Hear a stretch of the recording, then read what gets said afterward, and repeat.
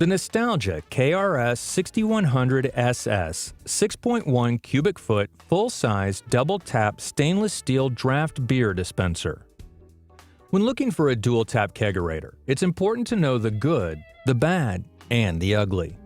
Unfortunately, the Nostalgia KRS6100SS is one of the worst dual-tap kegerators on the market.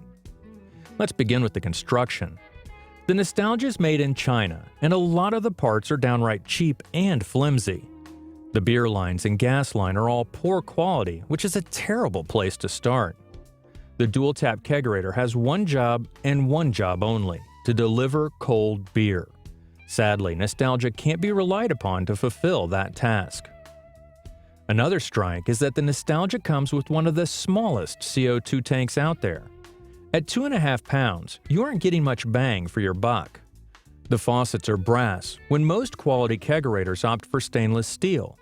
On top of all that, the plastic top looks and feels cheap. To make matters worse, some of the parts flat out don't fit. The drip tray is a bad fit and the casters are too small. It may be a less expensive option, but by the time you replace all the shoddy parts with equipment that actually works, you've built an entirely new kegerator. So you might as well purchase one that does what it's intended to do: chill beer. This one has no pros, so it's all cons.